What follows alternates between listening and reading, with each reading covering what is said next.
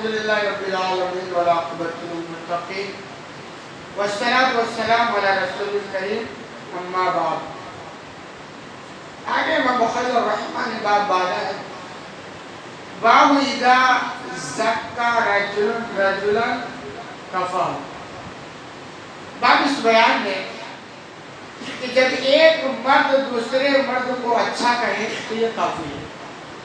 کہنا یہ چاہتے ہیں ایک آدمی نے کسی دوسرے آدمی کے بارے میں گواہی دے کہ صاحب یہ آدمی اچھا ہے تو آپ اچھا مان کرو، زیادہ حجت بازی مت کرو، اللہ ہے کہ اس کے خلاف آپ کے پاس بہت مضبوط ثبوت ہو، چشم دید گواہ ہو، کلک بیٹا ہے. ورنہ ایک آدمی کو آپ دیکھیں اور کچھ بھی اس کے بارے میں نہیں جانتے ہیں، اچھا برا ہے کیا ہے، دوسرے آدمی نے کہا صاحب یہ اچھا ہے، اب آپ کا کام ہے آپ ڈپریشن کی شکار نہ ہو، آپ مان جائیں صاحب یہ اچھا ہے. اسلام کا جو مزاج شریع ہے، اسلام کا جو مزاج ہے وہ آپ دیکھیں نا تو حقیقت میں اہل ایمان کو ڈپریشن سے بچاتا ہے. جو کہا نا کہ ہمیشہ ایک آدمی کو اچھا گمان رکھنا چاہیے کہ صاحب یہ بھی اچھے ہیں، یہ بھی سب کے بارے میں اچھا ہے. اس سے فائدہ سامنے والا کو اتنا نہیں جتنا آپ کا ہوگا، کیونکہ آپ جب ہر ایک آدمی کو اچھا گمان کرو گے تو آپ ڈپریشن کی بیماری سے بچ سکتے.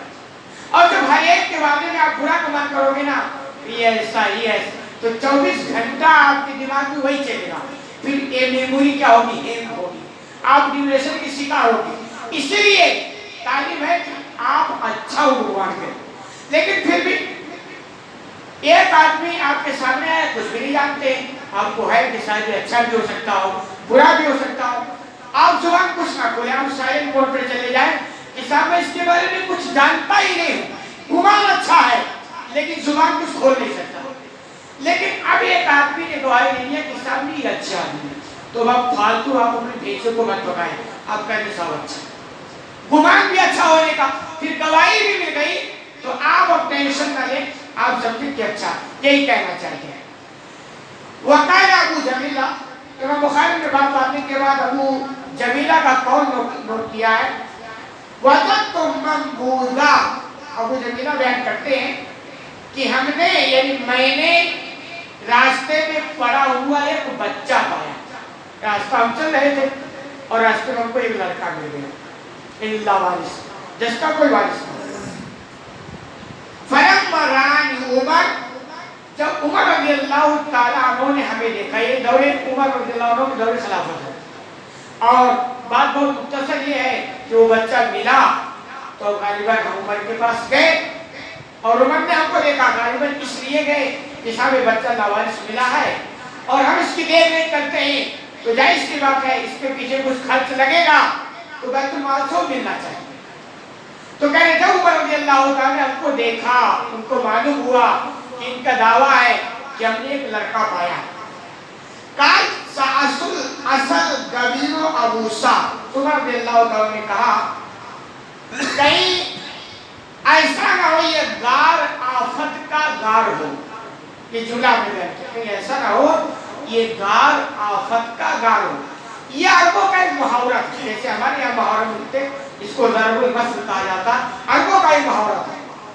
محاورہ یہ عربوں سے ایسے مشہور ہے، اس کا مطلب یہ ہے کہ کہیں ایسا تو نہ کہ بظاہر بھلائی والی بات دکھ رہی ہے لیکن پردہ کے پیچھے کچھ اور ہو، جس کو یہ سمجھ لیں کہ کہیں ایسا تو کہ یہ لڑکا اسی کا ہے لیکن بیت المال سے مال حاصل کرنے کے لیے کہہ رہا ہے کہ صاحب یہ لڑکا ہم نے پایا ہے اور اس کے خرچ پر بیت المال اٹھائے، ایسا بھی چاہتے سے نا.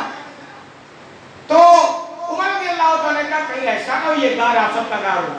اور یہ محاورہ کیسے ہوا؟ محاورہ ایسے ہوا کہ بہت پرانی بات کہ کچھ لوگ اپنے آپ کو کچھ لوگوں سے بچانے کے لیے بھاگے اور بھاگتے بھاگتے کسی غار میں پناہ لی کہ تاکہ جو ہمیں پکڑنا ہے مجھ سے بچے. جب آپ پناہ لیے تو اللہ کا کرنا ایسا ہوا کہ اپنی حفاظت کے لیے وہ غار میں چھپے تھے، وہ غار گرے اور اس کے بعد وہ سارے پکڑے گئے. تو وہاں سے ہو گیا کہ یہ اپنے آپ کو بچانے کے لیے غار میں گھسے اور غار میں گھسنا ایسا ہوا کہ پکڑ میں آ گئے. تو یہ وہاں سے محاورہ مشہور ہو گیا کہ کہیں ایسا نہ ہو یہ کہ ایسا نہ ہو کہ یہ غار آفت کا غار ہو، یعنی بظاہر تو یہ بھلائی کا کام دکھ رہا ہو لیکن پیٹھ پیچھے کچھ اور معاملہ ہو، ایسا بھی ہو سکتا ہے۔ تو حضرت عمر نے یہ بات کہی، کانو یتہمنی، وہ بیان کرتے ہیں گویا عمر رضی اللہ تعالیٰ عنہ ہمارے بارے میں اچھا گمان نہیں کر رہے تھے، ان کا یہ دعویٰ نہیں کہ اچھا گمان نہیں تھا، کہ ایسا لگ رہا تھا۔ یہ بات سمجھیں، چونکہ ایک ذمہ دار تھے، بیت المال کا مال ان کے پاس ہے، امانت ہے، اور ہر خیروں کو ایسے لٹاتے چلے جائیں تو اللہ کو حساب کو دینا پڑے گا۔ تو یہ دونوں چار کی طرح وصول ہونا چاہیے، سسٹم ہونا چاہیے۔ جیسے مثال کے طور پر ابھی لوگ یہاں سفر آتے چندہ کرنے کے لیے، اس سے ممکن ہے بہت سارے فرار بھی ہو، کوئی دو رہے نہیں ہو بھی سکتے ہیں۔ تو اب ہمارا گمان اچھا ہے لیکن صاحب اس اچھے کے چکر میں ایسا ہو کہ کوئی فرار کا راستہ کھل جائے تو کوئی وصول بنانا پڑے۔ وصول ہے کہ بھائی آپ کیا کرو، تصدیق نامہ دے دو، تصدیق نامہ ہم دیکھیں گے، اگر ہم کو ملا تو کوئی بات نہیں، اب اعلان کرو۔ اب اگر اس کے بعد بھی فرار ہونے کا چانسز ہے لیکن اس کے بعد ہمیں ٹینشن نہیں لینا کہ بھئی یہ وصول ہے، ختم کہانی ہوگی۔ اب اس کے بعد اگر ہم ٹینشن لیتے ہیں تو ہم اپنے آپ کو ڈپریشن کی بیماری میں ڈھکیلنا چاہتے ہیں۔ بھائی تو وصول کا چلا گیا، تو ایسے وہ ایک ذمہ دار تھے، ان کا ذمہ داری تھی کہ مال دینا ہے تو تحقیق تو ہونی چاہیے نا۔ تو وہ کہتا ایسا لگ رہا تھا کہ عمر رضی اللہ تعالیٰ عنہ کا گمان ہمارے بارے میں اچھا نہیں ہے کہ اب کہہ رہے لڑکا ہم کو ملا لیکن وہ ایسا سمجھ رہے کہ لڑکا ہمارا نہیں ہے، یہ ہم نے اس کو پایا نہیں ہے، کہہ رہے ایسا لگ رہا تھا۔ کالا عریفی ابو جمیلہ بیان کرتے ہیں ہمارا جو سردار تھا اس نے کہا انہو رجل صالح، یہ ایسی بات ہے، یہ بڑے نیک آدمی، یعنی جو دعویٰ کر بیٹھے ہیں نا کہ ہم نے لڑکا راستے میں پایا تو یہ بڑے نیک آدمی، گواہ میں لیا ایک ہی گواہ۔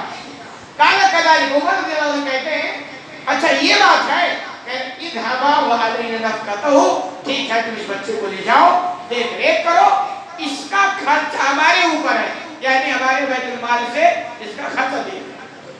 تو خلاصہ کلام یہ کہ ایک آدمی نے اس کے اچھے ہونے کی گواہی دے دی۔ اب آگے عمر رضی اللہ عنہ یہ نہیں ٹینشن لے رہے کیا پتا وہ گواہی جھوٹی ہو، کیا پتا گواہی گڑبڑی ہو، کیا پتا اس آدمی نے تھوڑا اچھا جانا ہو گواہی دے دیا ہو، یہ سب ٹینشن نہیں لینے کا۔ اس کے بعد اگر آپ ٹینشن لیتے ہو تو اپنے آپ کو بیماری یعنی ڈپریشن کی بیماری میں ڈھکیلنا چاہیے۔ تو خلاصہ کلام ہے کہ ایک مومن کو چاہیے کہ ہمیشہ اچھا گمان رکھے، لیکن اگر کوئی وصول کی بات آ جائے تو صرف کے مطابق چھانٹ بین ہو جائے، اس کے بعد ختم کہانی، پھر آگے وہ گڑبڑ ہے، اچھا ہے، بیکار ہے، وہ جانے اس کا کام جانے، آپ ڈپریشن کے بچے نہ بنے۔ یہ اسلام کا جو ہے مزاج تو یہ کہ ایمان کو ڈپریشن کی بیماری سے بچانا چاہتا ہے، اور یہ ڈپریشن یعنی آپ ہر ایک کے بارے میں اچھا گمان کب کریں گے جب آپ کا دل اچھا ہو، اس کو خوب اچھے سمجھو۔ جب دل ہی اچھا نہیں ہوگا نا، ایک صاحب ہیں ملتے جلتے ہیں، ان کے دماغ میں ہمیشہ نام نہیں بتائیں گے ٹینشن کا خزانہ ہے۔ وہ جانتے ہیں کیا وجہ یہ ہے کہ ان کو دیکھیں گے تو بھی ٹینشن، ان کو دیکھیں گے تو بھی ٹینشن، وہ خوشحال ہو گیا تو بھی ٹینشن، وہ غریب، یعنی سب کا ٹینشن۔ کسی نے کہا اصل میں یہ اپنا ٹینشن کب لیتے، دوسروں کا ٹینشن زیادہ لیتے، تو پھر وہ ڈپریشن کی شکاری ہو رہا ہے نا۔ تو ٹینشن کا خزانہ اس لیے ہے کہ بھئی آپ اچھا گمان کریں، اور اچھا گمان کب دل اگر صاف رہے گا تب۔ دل صاف کیسے ہوتا ہے؟ نیکیوں سے صاف ہوتا ہے، بدیوں سے گندا ہوتا ہے۔ تو آپ برائیوں سے رکیں گے دل صاف ہوگا، نیکیاں کریں گے دل صاف ہوگا، لیکن نیکیاں نہیں کریں گے برائیاں کریں گے تو دل گندا ہوگا۔ پھر آپ کتنا بھی اپنے آپ کو بنائیں کہ اچھا گمان رکھیں، اچھا گمان رکھیں، اچھا جب جڑ ہی گڑبڑ ہے تو اچھا گمان کہاں سے ہوگا؟ اس لیے اگر آپ ڈپریشن سے بننا چاہتے ہیں اچھا گمان پیدا کریں۔ اچھا گمان کب پیدا ہوگا؟ جب آپ کا دل اچھا ہوگا، ورنہ یہ کام آسان نہیں۔ اللہ رب العالمین سے دعا ہے کہ العالمین تمہیں کہنے اس میں زیادہ کرنے کی توفیق عطا فرما۔